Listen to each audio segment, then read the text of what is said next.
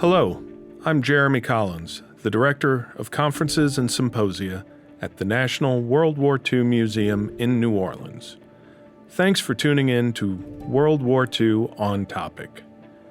This episode is brought to you by the museum's Education Department. Back on November 3rd, 2021, Dr. Zachary Isenhower gave a lecture entitled Defining Patriotism, Native Military Figures and the Long Fight for Equality. Dr. Isenhower is an instructor at Louisiana State University, teaching Native American history. The lecture explored how the history of Native military service illustrated Native struggles for equality, as well as the contradictions and ironies of how white Americans viewed Native military service and citizenship.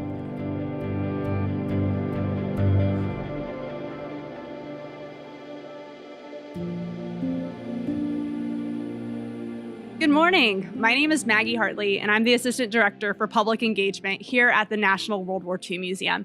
I would like to thank everyone for joining us today, both our in-person audience as well as our online audience through Vimeo and through Facebook Live. Today's Lunchbox lecture is a part of the museum's commemoration of Native American Heritage Month and is entitled Defining Patriotism, Native Military Figures and the Long Fight for Equality with Dr. Zachary Isenhower, a history instructor at the Louisiana State University. So without further ado, I will now turn this over to Zach to share more about the history of Native military service and their struggle for equality. Thank you. Good morning, all. First, I just want to say thanks to Maggie Hartley for having me here to speak today. And thank you to all of you for turning out this morning and also to those of you who will be watching online. As she mentioned, I teach Native American history at LSU. My own research focuses on Native status and U.S. Indian policy during the early Republic, so roughly 1790s to 1840s or so. And so we're going to be delving into sort of the foundations of Native citizenship status and military service.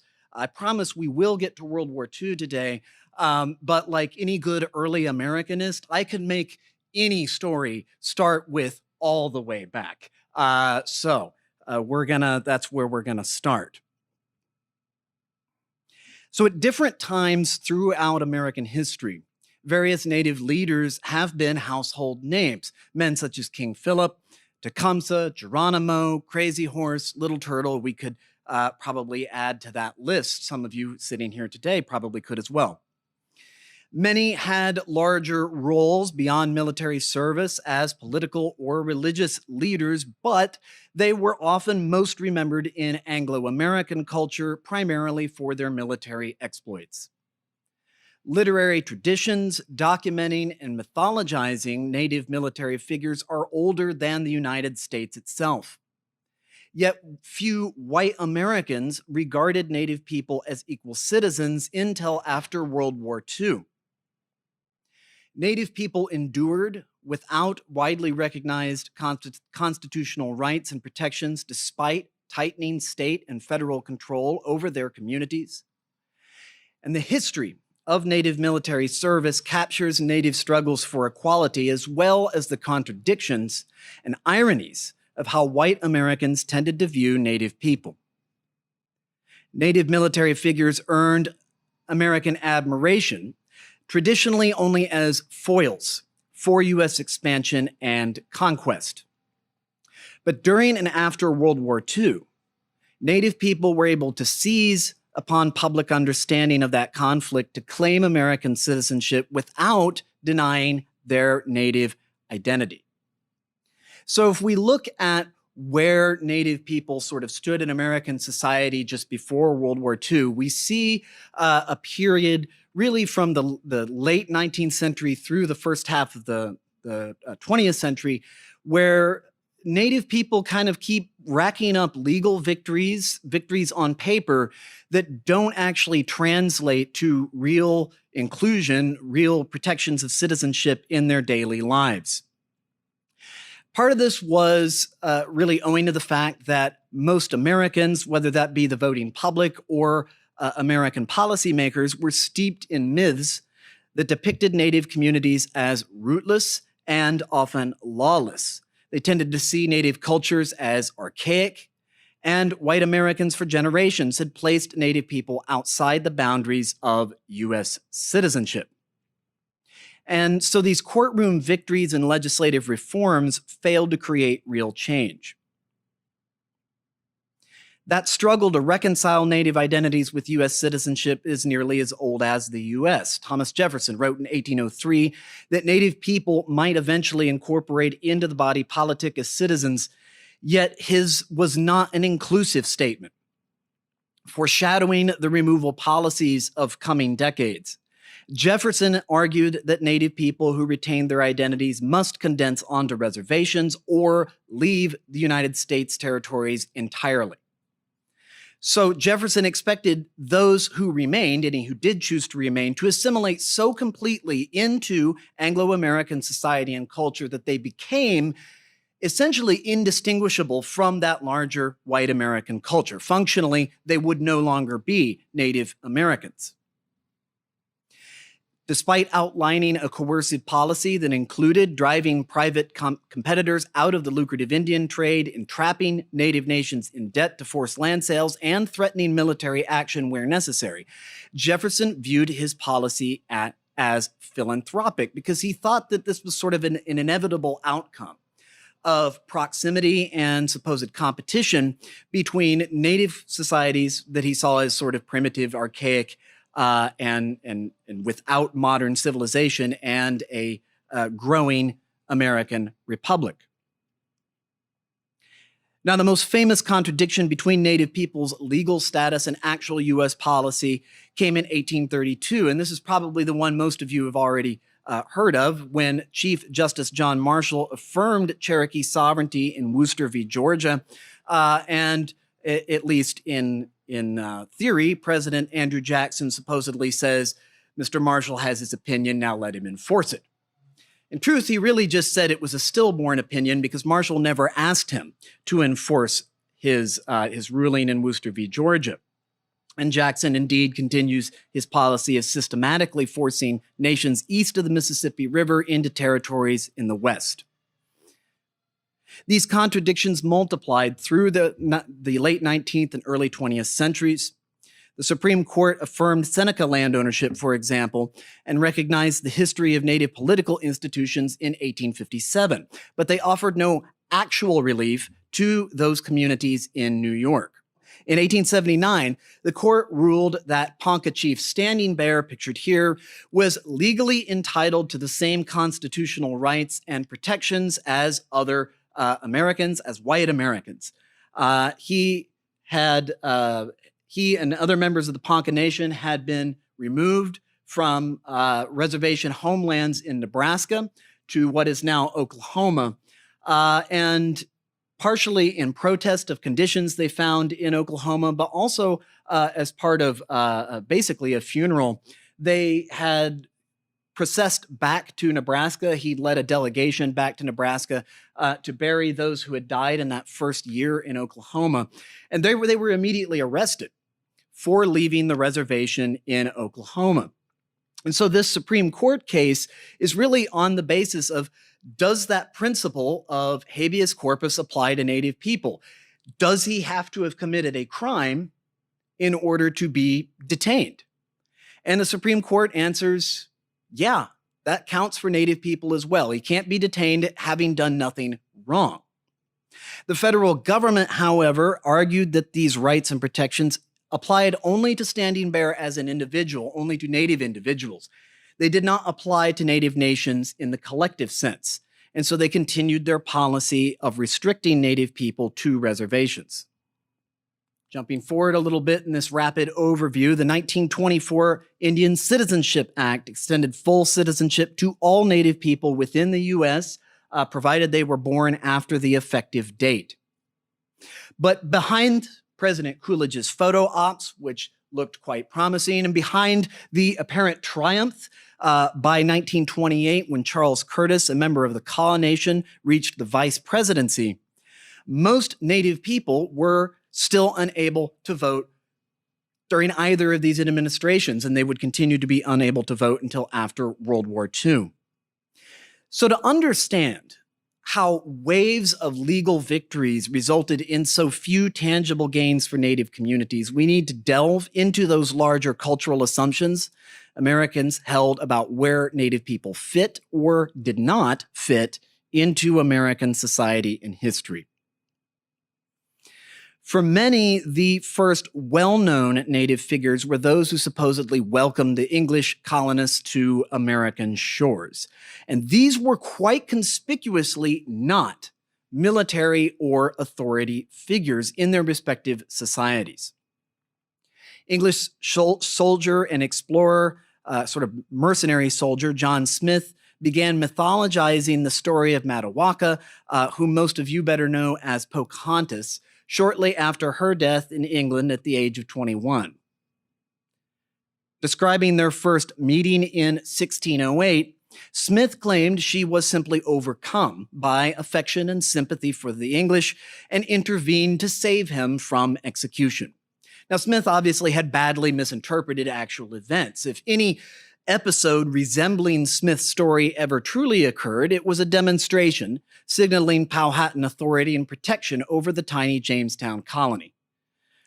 Powhatans viewed that colony as a new tributary village on the edge of a confederacy that was at the time about the size of New Jersey.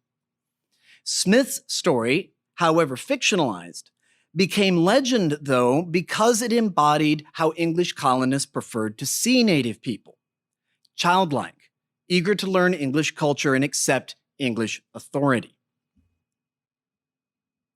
At the same time Smith published his sensationalized account of his brief time in Virginia, the first Puritan colonists barely survived thanks to the assistance of Tisquantum, better known as Squanto. The English greeted discoveries of food stores and Tisquantum's assistance as providential blessing, only gradually coming to appreciate that the corn which sustained them had been the final harvest of a village all but wiped out by epidemic. Tisquantum had been abducted, sold into slavery, then later freed in Spain. He'd worked his way across Europe to England, signed on with an English fishing expedition to make his way back home to the Atlantic coast, only to find his hometown empty. This, of course, is where Plymouth was established.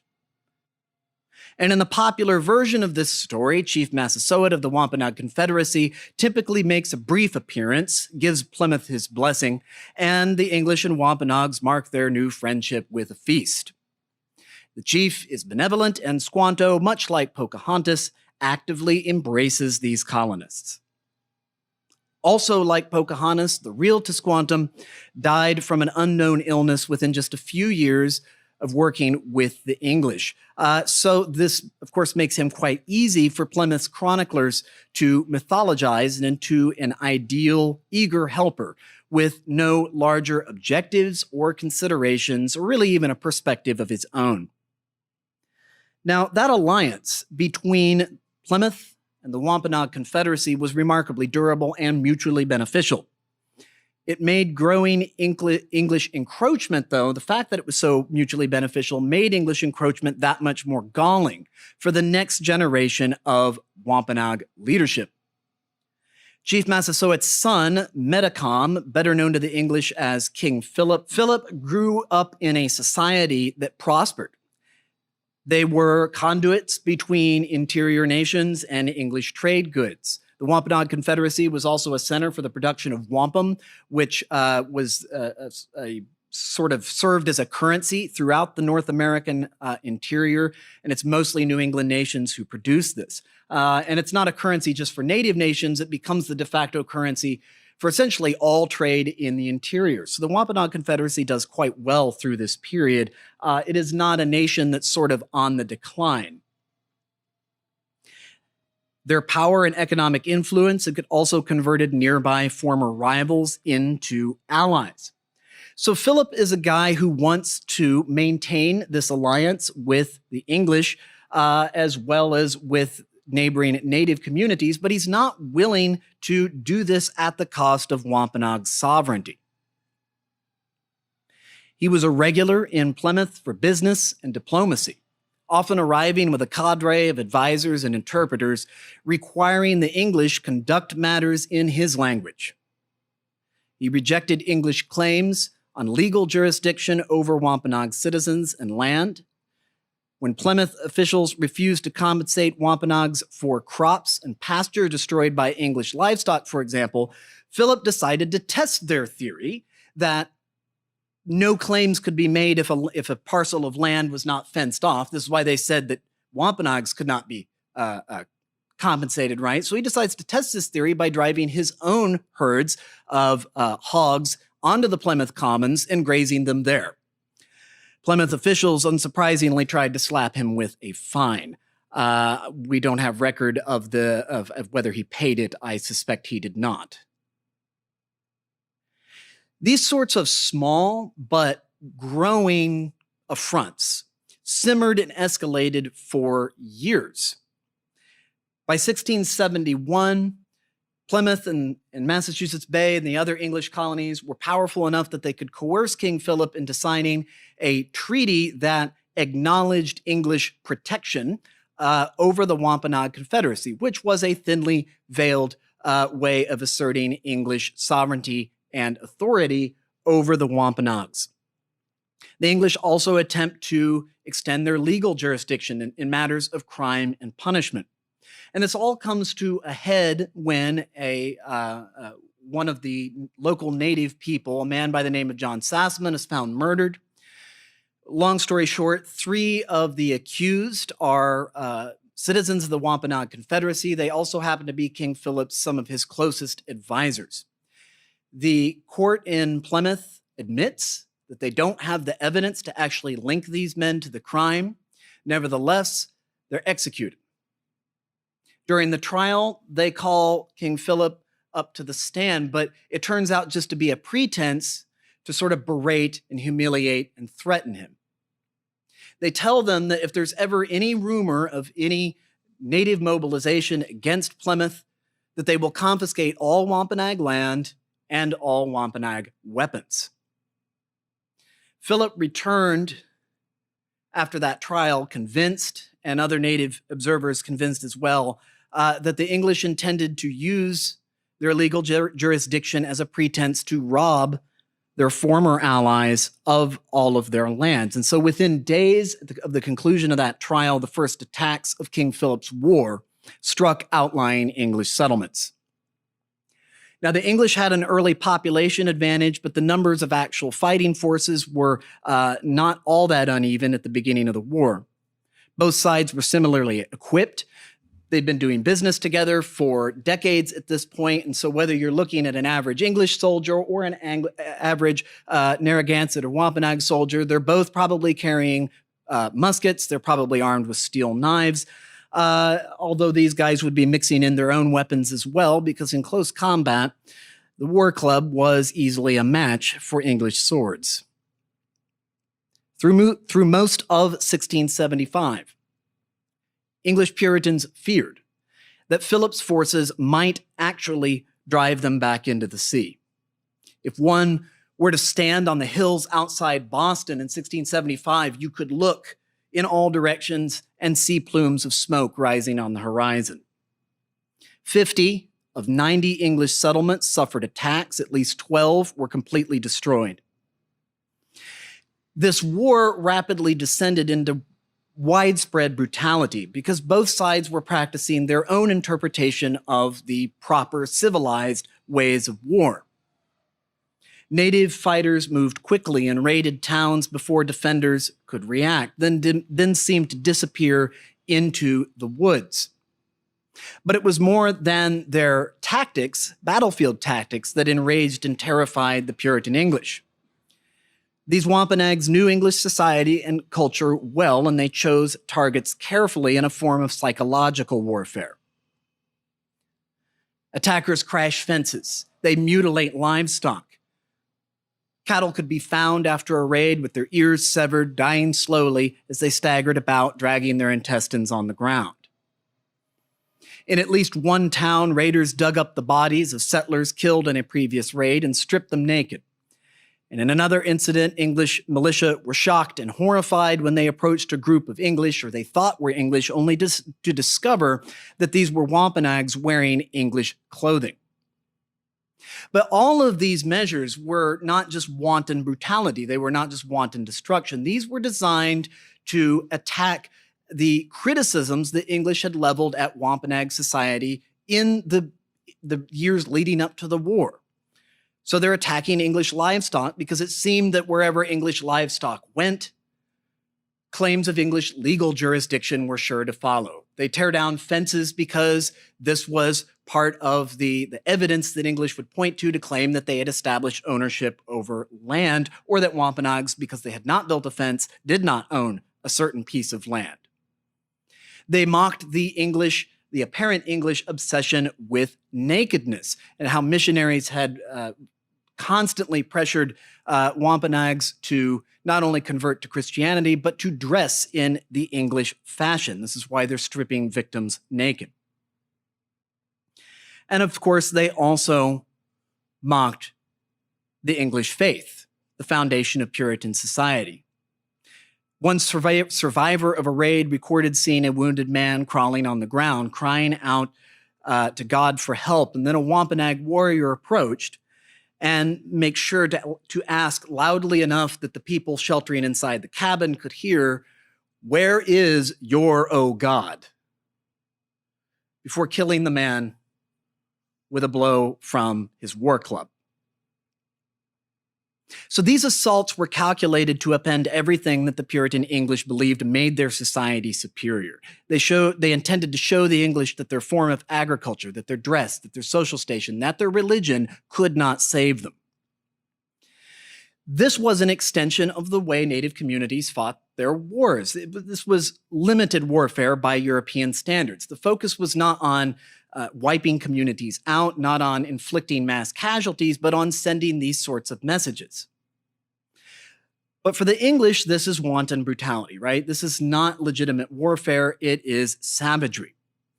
And Puritans returned atrocities on Native communities. The easiest targets were the so-called praying towns. These were settlements of Native people who had converted to Christianity, often setting up settlements just very close to English settlements. Once this war started, their inhabitants were often afraid to return to their hometowns, where they were sort of under suspicion because they'd been living closely among the English. But they were also not trusted by the English, who thought that they were feeding intelligence to King Philip's forces. And so with little protection from either side, they make easy targets for English militia whenever they try to respond to one of these raids and they're not successful. They basically take their anger out on these settlements, and one by one, New England's praying towns disappear. Ultimately, the English wore down King Philip's forces by fighting their way of war. They focus on destroying food supplies and villages, driving refugees into swamps, displacing them from their homes, trying to erase the support networks that Philip's fighters could rely on. His forces retreated north to try to recover, but they ended up running headlong into the warriors of the Mohawk Nation, who had been longtime rivals of surrounding Algonquin-speaking groups. Wampanoags are among the Algonquin speakers, so they are once again attacked, and they have to return to Massachusetts and Connecticut, New England. There, the English, Mohegans, and other Native allies hunted down the Wampanoags, the Narragansett, and other Algonquin refugees. They sold hundreds of captives into slavery in the Caribbean. Now, this war ends up only lasting somewhere between 6 months to a year. It's a very short war, but it's a very, very bloody war. It spread from Massachusetts into Maine, Rhode Island, and Connecticut. And as a sort of factor of the settlements and population of the time, it was the most destructive war in American history, or American colonial history. Almost 10% of Plymouth Colony's military-aged men perished in this war or in one of the successive wars that follows in northern Massachusetts and Maine. Yet as terrible as this war was for the English, it was worse for the native allies. Over 3,000 native warriors were killed, and native communities all over New England were uprooted and scattered. The war led directly to the deaths of up to 40% of the native population of New England. And if we combine that effect with community destruction, displacement, starvation, and disease, the native population in New England fell by 80%. But it wasn't enough for Puritan English society to win this war. Such devastation, followed by victory in their culture, had to be a sign, and Puritan leaders searched tirelessly to discern the meaning of this test. Increase Mather, a leading Puritan theologian, began composing histories of King Philip's War even before it was over. Mather worked to make sure that history would see the war as the triumph of God's chosen elect over the savages of the ghastly wilderness. He's not just trying to make the Puritans look better. This had been an existential war for Puritan society, not merely a war between colonists and native people, but a war between God's people and the forces of Satan himself. There was no room then in this story for complicated treaties, squabbles over livestock, for the fact that these same people and the English had lived side by side in peace for 50 years. Mather's history robbed King Philip and the Wampanoags of historical consciousness. So instead of a complicated story of how diplomacy slowly broke down and ultimately failed, how grievances mount, and how a successful alliance disintegrated into warfare with atrocities committed by both sides, Mather portrayed native people as having attacked the English simply because they were savage. Right? They didn't have interests or causes. It was simply in their nature. Erasing the native perspective of King Philip's War then made it harder for white Americans to see native interests as legitimate in future conflicts. The Plymouth governor sent Philip's war club and 2 belts to the King of England, and officials called for an official day of Thanksgiving in 1676 to mark their victory. Contrary to popular mythology, there's no formal day of Thanksgiving, no formal religious observance called to mark that first partnership way back in 1620, which we think of as the first Thanksgiving. But there was a formal observance called in 1676. And when those English feasted, they did so in the presence of King Philip's severed head. The English worked to dehumanize King Philip in memory. English Captain Benjamin Church described Philip as, quote, a naked beast. And Cotton Mather, Increase Mather's son, referred to him as that blasphemous Leviathan. But despite the fact that Puritan English seized such a tight grip on how Philip was interpreted in the years after King Philip's War, and it remains a powerful trope for decades, when the French and Indian War breaks out almost 100 years later, captivity narratives in literature, Church's book where he calls Philip a naked beast, for example, they all go through a reprint sort of renaissance 100 years later when the French and Indian War breaks out. So it is a powerful grip that the Puritans are able to put on this story, but it's not complete. Philip's place in American history and American memory underwent a surprising transformation during the early 19th century, as Americans in the East increasingly regarded Native people no longer as a military threat and more as a historical curiosity. During a remarkable run beginning in 1829, Metamora, or The Last of the Wampanoags, starring Edwin Forrest, was one of the most popular plays in the country, and it stays that way for something like the better part of 20 years. This fictionalized version of King Philip became Forrest's signature role. It cemented his status as one of the most famous actors of his day.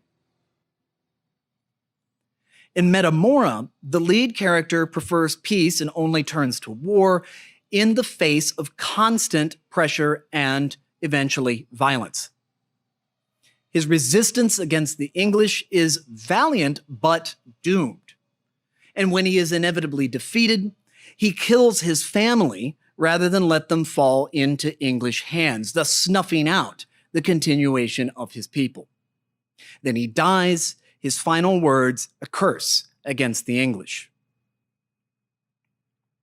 American audiences cheered this revitalized Wampanoag patriot, but only because Metamora rendered his Wampanoag patriotism unchallenging. He's really an early embodiment of what we often call the noble savage trope in American culture. Metamora's doom was as much an intrinsic part of his character as his military prowess, right? He's not doomed to defeat because of the circumstances of the war, because of tactical differences, logistical disparities between these forces. He's doomed because he represents an outmoded way of life in this fictionalized version. So American audiences understood Metamora as a patriot, but a patriot of a foreign culture.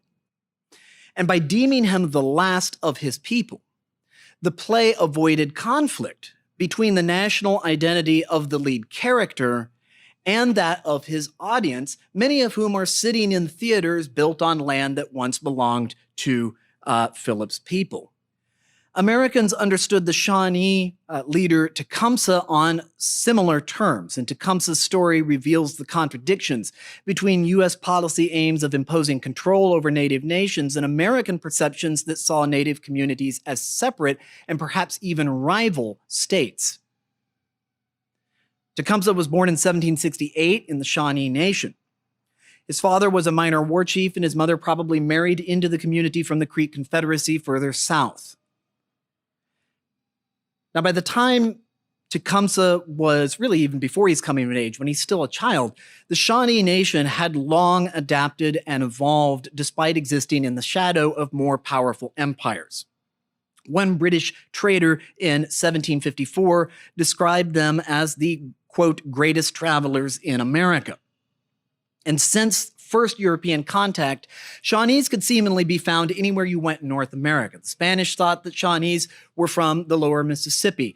Some early English colonists thought that the Shawnees were from New York. Others claimed that they were from the Carolinas.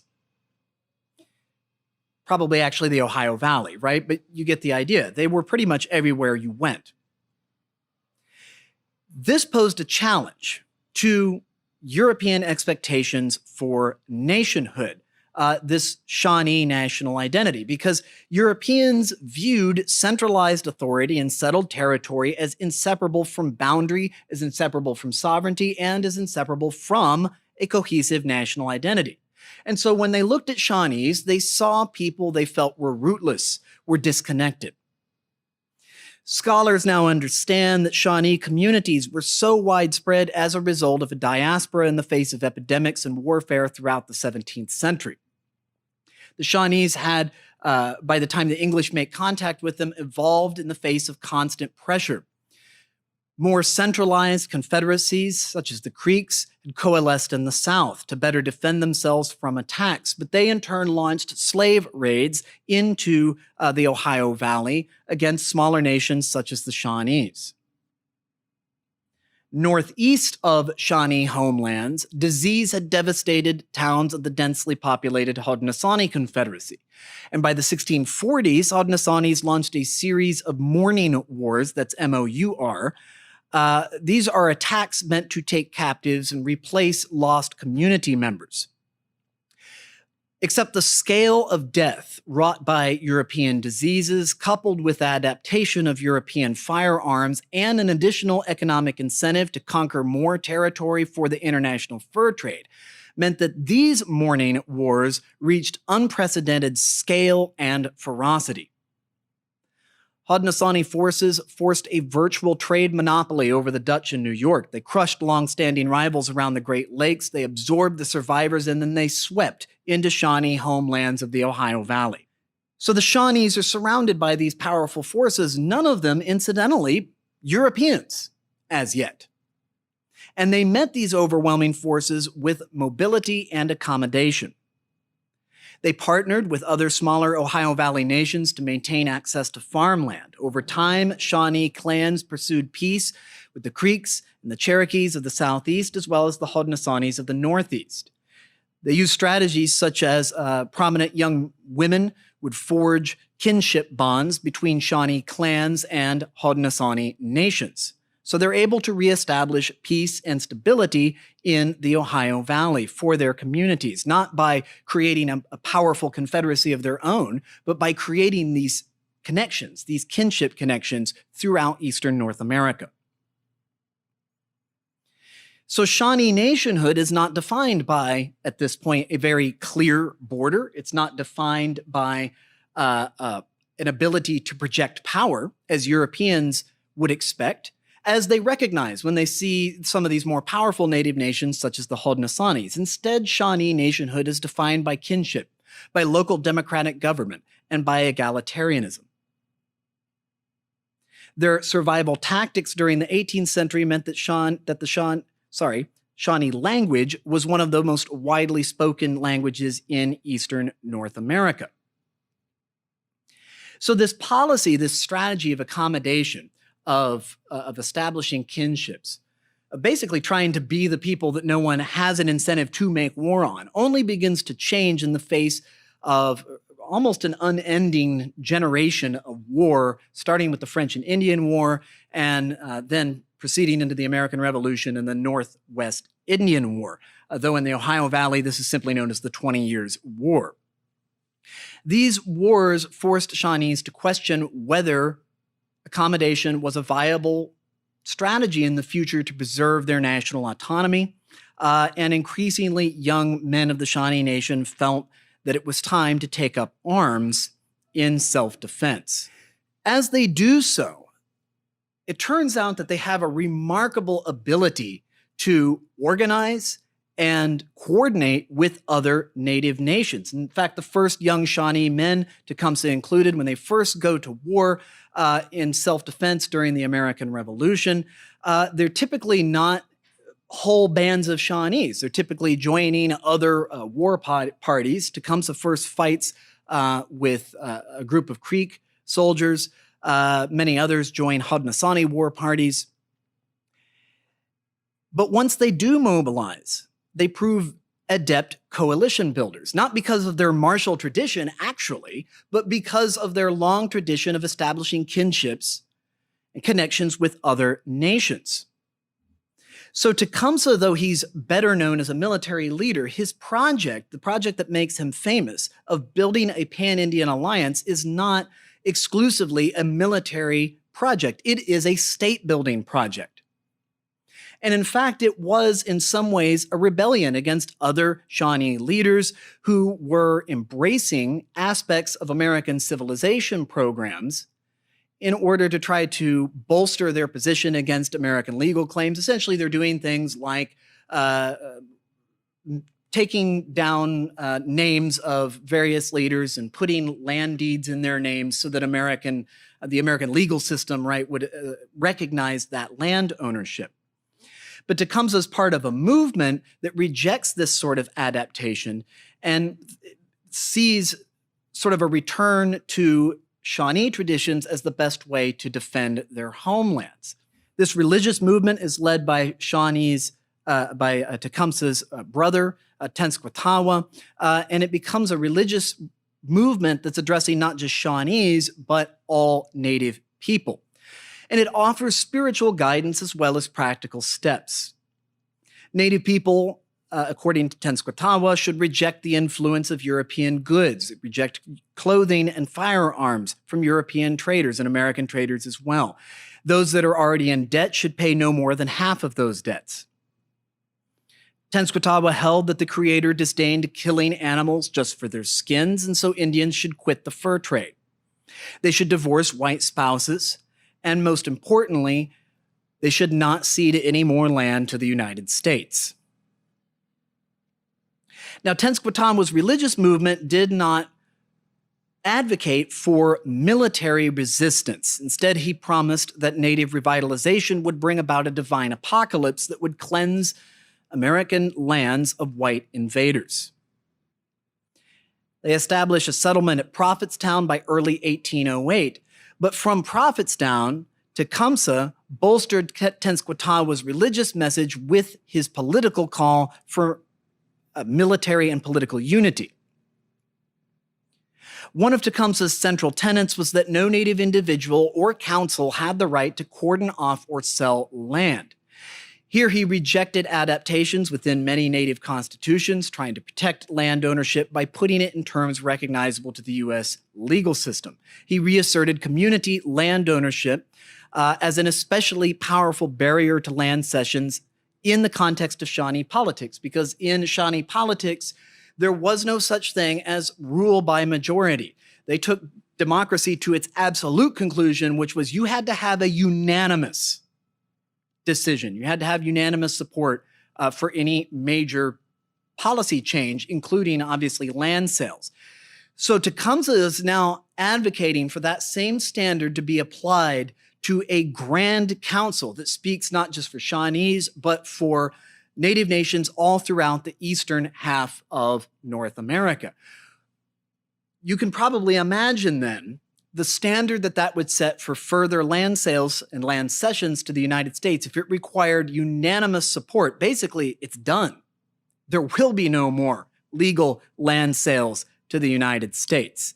Then the military component of this, of course, is that if they banned their forces, they should be able to hold off American invasions into native territory to force land cessions. And there's a sort of longer history of being able to do this. Little Turtle, for example, defeats U.S. invasions 3 times during the Northwest Indian War just before this. So this is not really a pipe dream that he's coming up with. And American officials of the time agree. Michigan Territorial Governor Lewis Cass wrote, quote, "Admit an Indian confederacy founded on an acknowledged community of interest, and we should never procure another acre of land." Indiana Territorial Governor William Henry Harrison called the idea of communal authority over land sales absurd and begins trying to force through land sale treaties as fast as he can with individual nations so he can exploit divisions between them before they establish this grand council. So this race and these tensions build until 1811 when violence finally breaks out. William Henry Harrison mounts an attack on Provincetown with 1,000 men in late October. And at that moment, Tecumseh happens to be hundreds of miles away recruiting allies in the south. Tenskwatawa hesitantly engaged in a battle for which he was not prepared. The Americans suffered roughly 10% casualties at the Battle of Tippecanoe, but they managed to repel wave after wave of assaults. And as the darkness turns into daylight, they realized that Tenskwatawa's forces were much smaller than their attacks made them seem. They're also nearly out of ammunition.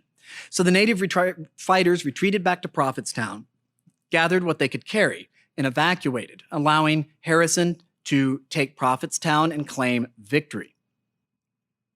This becomes the basis for the American Declaration of War that opens the War of 1812. But in Indian country, it's already underway. The Battle of Tippecanoe is what war hawks such as Henry Clay, Richard Mentor Johnson, that's what these guys are pointing to. But American forces are not able to actually make much progress against Tecumseh's forces in the first 2 years of the war, because by declaring war on the British, they had opened up supply lines between the British and Tecumseh's forces. The British began funneling arms and ammunition to Shawnee and other native allies to these fighters. Now, this is what the Americans had accused them of doing to begin with. It's part of why they declare war.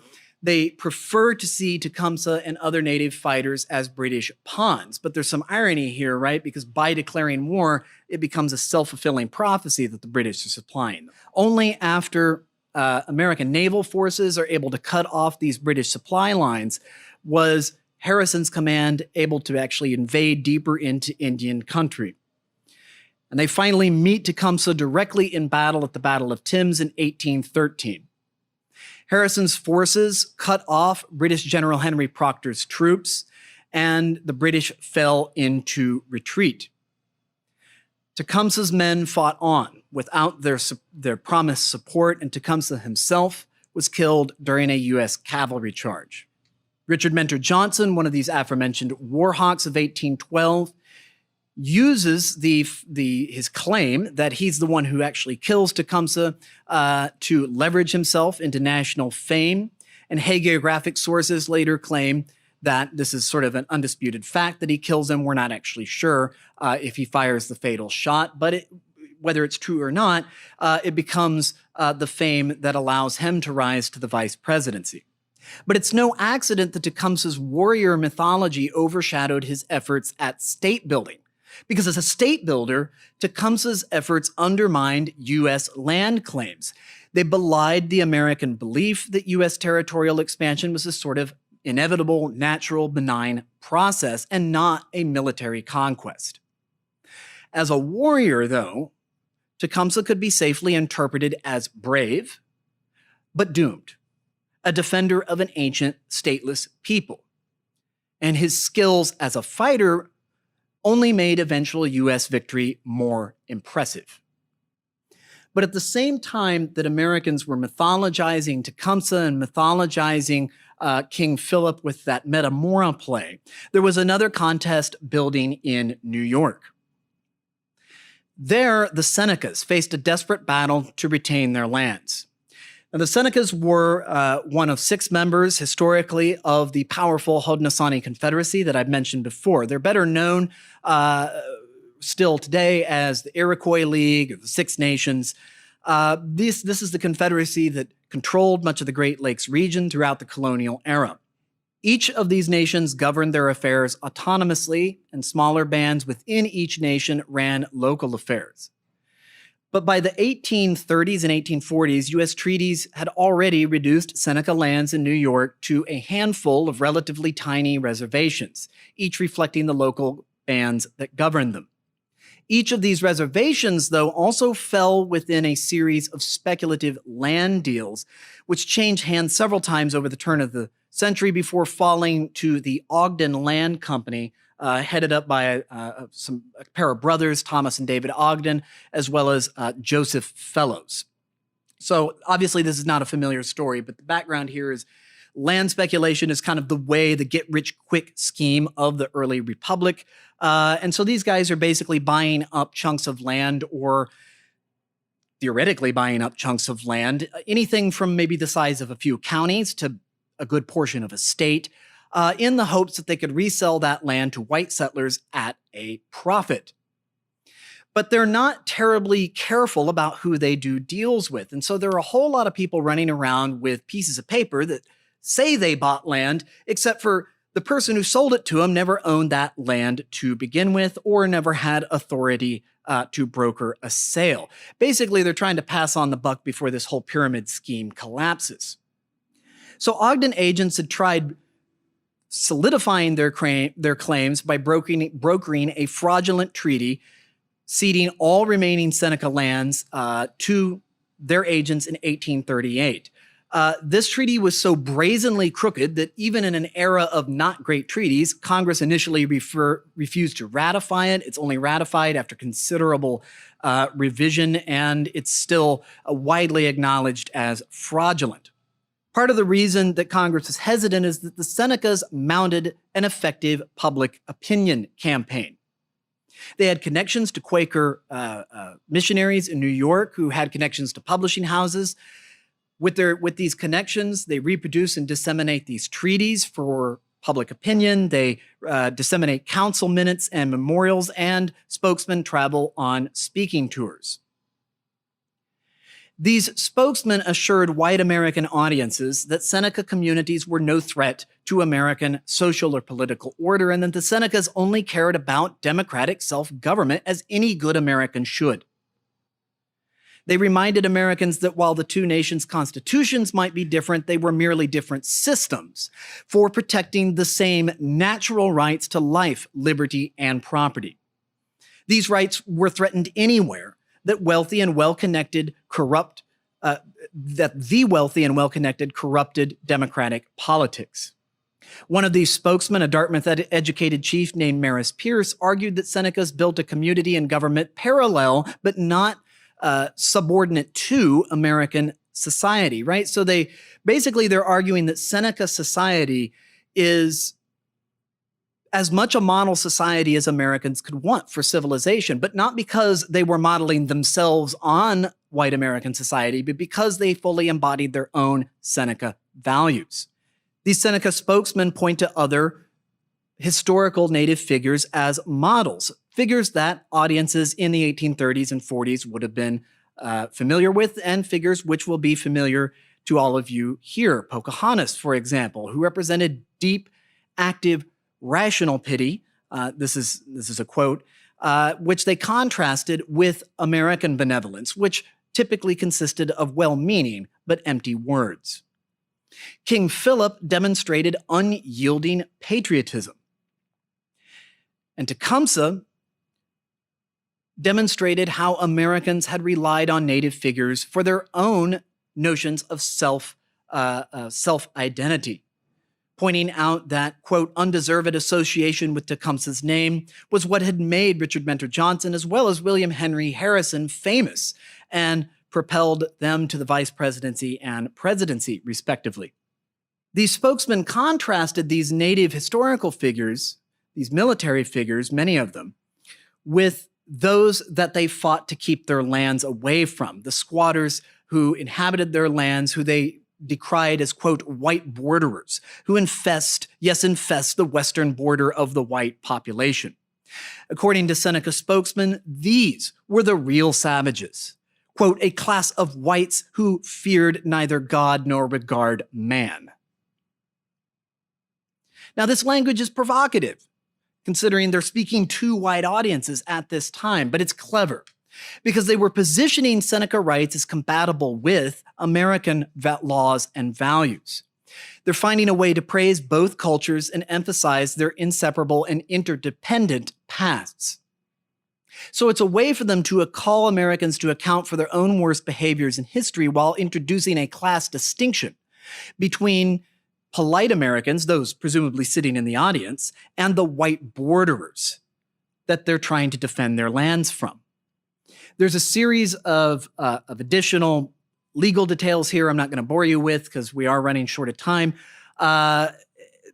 Suffice to say that the Ogden Land Company continues to apply pressure to the Senecas while at the same time they're waging this public relations campaign. And it reaches a crisis point when the Seneca Council passes a supplemental treaty that supposedly gives up all of this land, despite the fact that the Seneca National Council does not only narrowly approves this treaty. The majority of the voting population actually opposed it. So it prompts a constitutional shakeup in the Seneca Nation. They revise the Constitution to change the standard for passing this sort of thing. And this puts the land claims of the Ogden Land Company back sort of in flux, because if they can't get approval from the council, they're not going to be able to go through the sort of details you have to do to actually get a land sale to go through. They can't get it surveyed. They can't get it assessed, right? So they turn to extra legal pressure, if we are polite, really illegal pressure. They begin bankrolling settlers and squatters to take up residency on Seneca land. So this is not sort of an imagined history of squatters setting up on empty tracts and then claiming it as theirs. They're moving on to Seneca land and harvesting crops that Senecas have planted. They're moving into homes that Senecas have built. And in one quite important instance, they're moving into Seneca sawmills, formerly operated by the Seneca chief, John Blacksmith. The gall of this always amazes me, right? One can perhaps claim that they found abandoned land or even that they found abandoned crops, but have you ever heard of a wild sawmill? I haven't. So the Senecas sue to get possession back of this sawmill. And this case winds its way over the years by the late 1850s to the Supreme Court.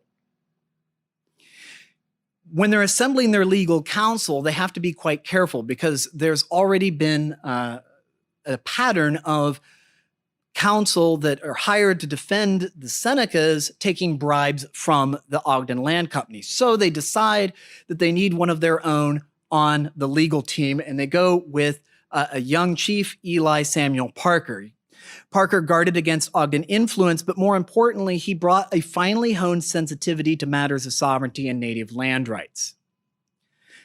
Because this, of course, was not the first time native interests had been before the Supreme Court. But in prior cases, well-meaning American lawyers tended to focus on the treaties that held that native nations were sovereign, independent states. They tried to show that a given nation had acculturated to white norms of agriculture, government, and religion. This is what those famous Cherokee cases of the 1830s really focus on. But these approaches had serious deficiencies that Parker recognized.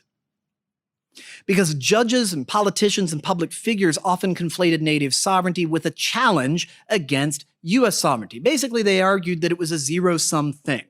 And if native nations retained any degree of sovereignty, that was an affront to the sovereignty of American states or the federal government. The risk with focusing on assimilation was because it only legitimized the idea that that this was a proper outcome for Native Americans and really suggested that they had dissolved their native identities in favor of superior American identities. So Parker is aware of these pitfalls and avoided delving into the sovereignty issue or claiming that they had assimilated into white American norms. Instead, he posits the Ogden case as a threat to U.S. law and a threat to a productive and industrious Seneca community, but a community that is industrious and productive not because they are trying to model themselves on white society, but because they are embodying Seneca values. Opposing counsel argued that the Senecas had robbed fellows of promised land when they amended their own constitution. Thus, they were arguing that these land claims under these fraudulent treaties not only trumped Seneca self-government or local self-government, a cherished idea in American tradition, but also that they would be able to assume the powers of federal treaty enforcement. The Supreme Court was unimpressed, going unanimously for the Senecas on March 5th, 1857.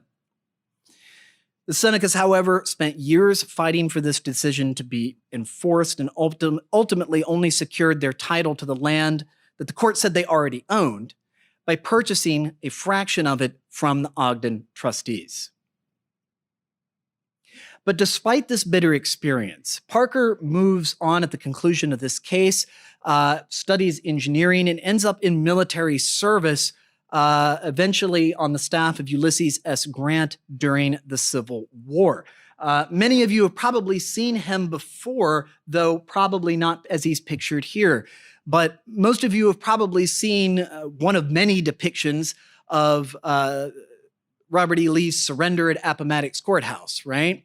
And typically, if you look to the margins of any of those depictions, at the table where they're actually drawing up the terms of Confederate surrender, that's where you'll see Eli Parker standing. He's the one who actually draws those up for Grant for Lee to sign. Following his career as a military officer, he becomes the first Native commissioner of the Bureau of Indian Affairs, or the predecessor to that. He's the first commissioner of Indian Affairs, a Native commissioner. And he ends up on a pretty brisk speaking tour throughout the remainder of his life. And he's often confronted with questions focusing on the experiences that he had as a Seneca legal counsel, as a Seneca person in New York, with his decision to join the US military. And he tells people time and time again that this is not a conflict. He believes in the value of union, in the value of democracy, in the value of preserving union, but not just because he identifies as an American, but because these were Seneca values as well. He remained, however, ambivalent, at least in public, about the question of sovereignty throughout the rest of his life. He tended to sort of demur on that question, suggesting that whether or not sovereignty was still viable for Native nations, that it was not a practical approach for defending one's homeland. And in his time, he was probably right. But the problem here is that Americans accept this message, and it does represent an evolution, right? Where now Americans, white American audiences, are able to see less of a conflict between identifying as a Native person and identifying as an American. But they still interpret this message to affirm eventual complete assimilation. So they are fans of Native leaders such as Eli Parker, who stands before them in a U.S. military uniform. But those who resist U.S. assimilation are still branded as criminals and bandits. So there's an evolution over this period where white Americans go from seeing Native nations primarily as a matter of foreign policy and then later as primarily a matter of domestic policy. And so it kind of reflects this assumption that Native sovereignty is erased and that eventually Native culture should follow. And so forced assimilation remains the assumed goal through the end of the 19th century into the beginning of the 20th. But World War II is what finally challenges that status quo. Attempts to reform U.S. Indian policy were already underway as a result of the Indian Reorganization Act of 1934. This was part of the New Deal. It had a large set of goals, like most New Deal programs. It doesn't actually accomplish all of them, but they're trying to restore tribal autonomy. They're trying to stop land loss. They're trying to restore respect for Native cultural identity in U.S. Indian policy during this Indian Reorganization Act. The Commissioner of Indian Affairs, John Collier, leapt at opportunities to expand his bureau's role and promote the IRA's more controversial goals, such as restoring community land ownership. When Nazi propaganda attempted to use the history of U.S. crimes against Native nations to make inroads in Latin America, the Bureau of Indian Affairs developed a diplomatic arm, sending representatives to summits in Mexico, where Native leaders, speaking to other Native leaders of Native communities from Latin America, reinforced the message that standing against fascism was simultaneously a defense for the United States as well as for Native traditions, and that the same would be true in these other nations. Throughout the war, 25,000 Native people end up enlisting. About 800 of these were Native women. So this was over a third of the eligible Native population. That's 3 times the rate of any other ethnic group. Many more served in wartime industries on the home front. And Native communities pooled resources to do things like buy war bonds. And they're able to ultimately match the rates of bond purchases among other groups, despite their statistical lack of resources, the fact that they're typically quite impoverished communities.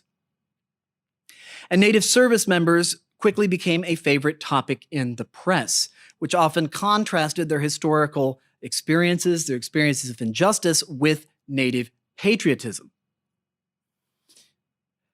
But this message was not actually new in Native communities. This notion that you could be both, simultaneously Native and American. But World War II convinced the majority of white Americans that Native identity and American patriotism were not contradictory. They take this message that's been out there if people cared to listen, at least since the 1850s and 60s, and broadcast it through apparatuses that we don't really have before World War II, things like the Office of War Information, right? And really broadcasting that message, reinforcing that message to the American public. But it doesn't lead, as one might expect, to an immediately happy outcome. Because the majority of white Americans and their representatives in Congress are increasingly convinced by what they see that full inclusion must mean the elimination of the vestiges of U.S. Indian policy.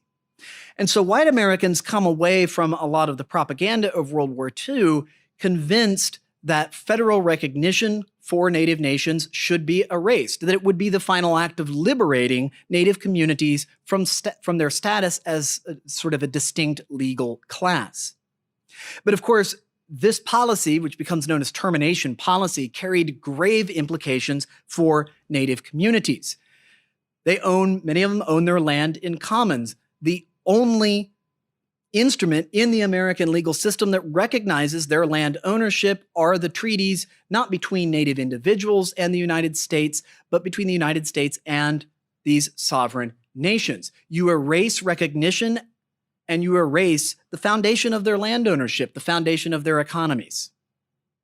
Termination policy goes into effect very rapidly following World War II. They run a sort of pilot program with a number of Native nations that are identified as sort of ready for this process.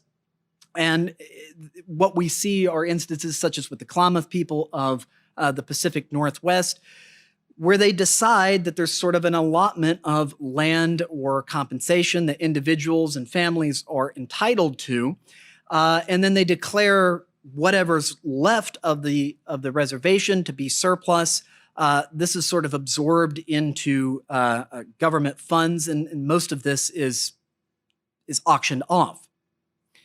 So Native individuals might get a one-time payment, which might be good enough to sustain them for 2 or 3 years. But in the meantime, they also can no longer get jobs in their local communities because white business owners are under the impression that they've just received these massive buyouts for their reservation lands and they're actually quite wealthy, when in fact that wasn't the case. So it's a really, really devastating policy for Native communities, very disruptive for everything that they've built since the beginning of the reservation period. But fortunately, World War II also had a revitalizing effect on a sort of communal sense of Native identity. And it helped communities organize to meet this new challenge of termination. Service members overseas came into contact with other people of color around the world, other people living under colonial regimes, and they developed a common notion of themselves as a colonized people. They return with this sense of common identity, and we see the organization of the First National Congress of American Indians in 1944. Starting in places such as the Flathead Reservation, organizers, many of them among these 25,000 returning World War II and shortly thereafter Korea veterans, began grassroots resistance. They overwhelmed public hearings and forced Senator Arthur Watkins, who's sort of the architect of this termination policy, first to put these plans on hold until they can sort of negotiate and navigate Native objections to these plans, and eventually the policy is defeated entirely. The issue of the draft during the war also led to legal challenges against voting rights restrictions in places like North Carolina, Arizona, and New Mexico. In North Carolina, we see protests by the Eastern Band of the Cherokees. Basically, they're not rejecting the notion of military service. They quite pointedly say they are eager to serve, but they're not allowed to vote. And so their criticism was that draft boards could disproportionately target Eastern Band Cherokees because they didn't have to fear repercussions from voters, right? And they could meet quotas this way. In Arizona and New Mexico, state Supreme Courts increasingly struck down laws that barred Native voters on the basis that they were supposedly wards of the state, legally speaking. And this was a fiction that harkened all the way back to the Supreme Court cases of the 1830s. I promise I'm not going back to the 1830s on you right now. But basically, Chief Justice John Marshall at one point says that Native nations are sort of sovereign, but they're domestic dependent nations, are his words. And these were still written into state voting laws in the years during and after World War II. And this is how they denied Native people voting rights. They said, well, yes, we have the 1924 Indian Citizenship Act. Yes, they have constitutional rights, but they are limited in what rights we can extend to them because they are sort of have this childlike status. And both of these state Supreme Court cases say this is really not supportable in the wake of Native military service during World War II. So we see here, like other great civil rights movements of the 20th century, a lot of circumstances had to align, a lot of changes had to happen in the American legal system and to white perceptions of Native rights, but that only set the stage. Once those conditions were right, it was up to Native people to organize and demand their rights in order to gain full inclusion. World War II provides the sort of final circumstantial change that sets the stage, but it also provides the tools that many of these organizers end up using to seize their rights. That's all I got for you this morning. Awesome. Well, thank you, Zach, so much for taking us through the history of kind of how we've gotten to this point in American history, looking at it through the lens of Native military figures as well as American policy. And for our online audience, I do want to thank you guys for tuning in today. If you enjoyed this programming, please continue to look at the National World War II Museum's website and follow us on Facebook for upcoming programs.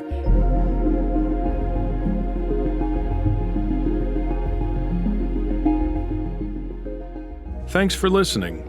If you liked what you heard, please consider visiting nationalww2museum.org/podcasts for more episodes.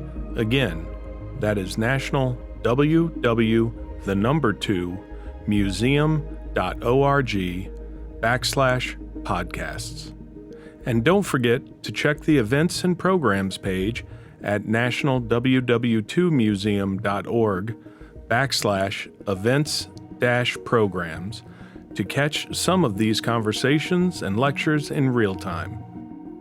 I'd also like to call your attention to the museum's 15th International Conference on World War II, hosted here in New Orleans, November 17th through the 19th, 2022. It will feature best-selling authors Richard Overy, Lynn Olson, and Ben McIntyre, as well as conference favorites such as Gerhard Weinberg, Alexandra Ritchie, and Richard Frank, and many more. For more information and to register for in-person or virtual attendance, please visit www2conference.com. That is www2conference.com. This series is made possible by the Albert and Ethel Herstein Charitable Foundation, which supports content like this from the National World War II Museum in New Orleans. Please remember to rate and subscribe. It goes a long way to helping others find this series. I'm Jeremy Collins, signing off.